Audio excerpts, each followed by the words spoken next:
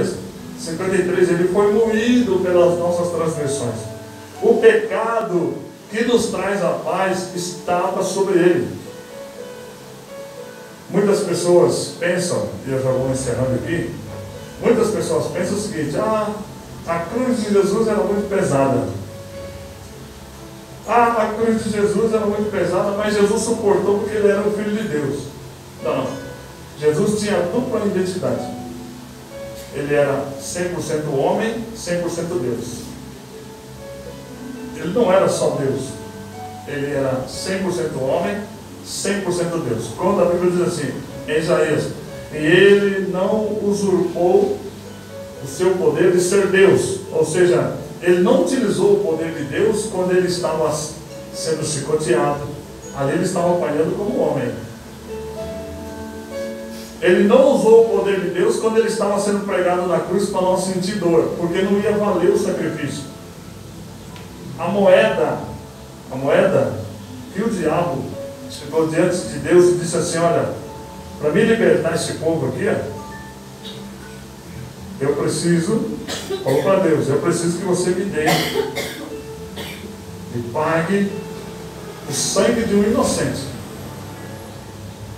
Por isso que Jesus está lá em João capítulo 1, versículo 1, né? No princípio era o verbo, palavra, o verbo se fez Deus, e o verbo estava com Deus, e tudo que foi feito sem ele, nada do que foi feito se fez, ou não existe. Tudo existe porque ele está. Sem ele nada existe. Então, muita gente pensa assim: não, ele foi para a cruz, ele suportou porque ele era Deus. Não, ele não foi como Deus, ele foi como homem. Porque a moeda que o diabo pediu foi essa. Ele disse: eu quero o sangue do inocente. E Deus disse: eu vou dar. E aí veio Adão, Abraão, Noé e tantos outros, Sansão, todo mundo sabe das histórias, todos falharam. A Bíblia diz que não houve um justo sequer na terra. E um dia, quando estava no bate-papo lá no céu, Jesus se levanta do trono, solta suas vestes e diz assim: Pai, eu irei. E houve um silêncio no céu. Os anjos olharam e disseram: Filho, vai. E disse: eu irei. E o pai disse: você quer ir? Ele disse: sim. Ele disse: então você vai ter que se humilhar. Vai ter que nascer de uma mulher. Ele disse: eu aceito. É para salvar o povo? Não é o povo que o Senhor ama, porque a Bíblia diz que primeiro Deus amou o mundo de tal maneira que deu o seu Filho. Não tinha um justo. Deus já estava amando o mundo, mas não tinha quem pagasse o preço. O filho se levantou e disse: eu vou atender o desejo do meu pai. Soltou as vestes e disse: olha, você vai nascer de uma mulher chamada Maria.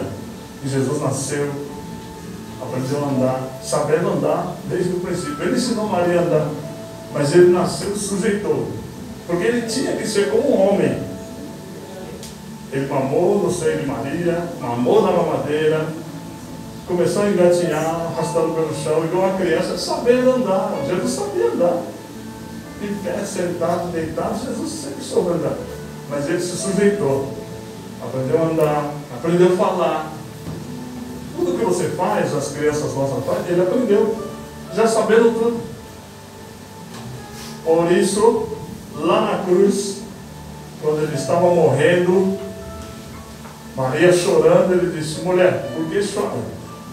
Ele não disse mãe, ele disse: mulher, por que chora? Ela disse: meu filho, você está morrendo. Ele disse: não chora por mim, chora por você mesmo. Eu não, você não tem que chorar por mim. Ou seja, eu não sou teu filho. Jesus não teve cordão umbilical. Jesus nasceu, Maria continuou virgem. As irmãs aqui sabem muito bem que quando nasce uma criança, após a criança vem a placenta, né? Isso é sinal de que rompeu a virgindade. Mas Jesus nasceu, Maria continuou virgem. E ela foi ter o seu primeiro relacionamento com José depois do nascimento de Jesus. Deus usou a Maria, a primeira barriga de aluguel no mundo. E os cientistas disseram que contente, né? Inventamos a primeira barriga de aluguel. A primeira foi de Deus. Deus pegou Maria e usou o reino de Maria para nascer Jesus. Os cientistas não descobriram nada, né? Já estava descoberto há muitos anos. Aleluia, Deus. Milhões de anos. Então Jesus disse assim: não chores por mim, chore por você mesmo. Depois ele virou para João, que era o irmão dele, e disse: filho, aqui está a sua mãe, Maria. E disse para Maria: mulher, ali está o seu filho. Ou seja, eu não tenho nada com você. Lembra no Evangelho de João, capítulo 2, em Caná da Galileia, Maria aparece, vem na festa com Jesus, e acabou o vinho, e Maria diz assim: Jesus, acabou o vinho. O que ele respondeu? O que tenho eu contigo, mulher? Ou seja, na hora de eu fazer milagre, eu estou aqui agora como Deus, eu não tenho que atender você, eu tenho que atender o meu Pai que está no céu. Por isso ele respondeu: o que tenho eu contigo, mulher? Depois ele parou e foi lá e fez um milagre, mas a primeira resposta dele foi essa: eu não tenho nada com você. O meu pecado, o teu pecado estava sobre ele, irmãos, na cruz. A ponto de Deus ficar tão furioso, porque Deus não ama o pecado. Deus ama o pecador, mas não ama o pecado. Mas Jesus estava sobre ele dor de dente, dor de cabeça, alergia, febre, resfriado, todo tipo de doença que você conhece. Por onde Jesus passava, ele ia como um imã, atraindo sobre si. Briga de casal, briga de família, desentendimento, empresa falida, empregado que não recebe, tudo estava sobre ele. Ele foi tomando tudo para si. Faltava um único elemento lá na cruz: a morte. Quando foi dando o período da morte, a morte veio chegando, de braços abertos, dizendo: opa, mais um que eu vou levar. Está lá em Efésios 4 e 11. Você pode buscar lá depois. E a Bíblia diz que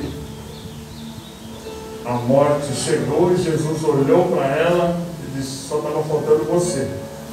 Das coisas aqui do mundo, mal do mundo, só estava faltando você. Mas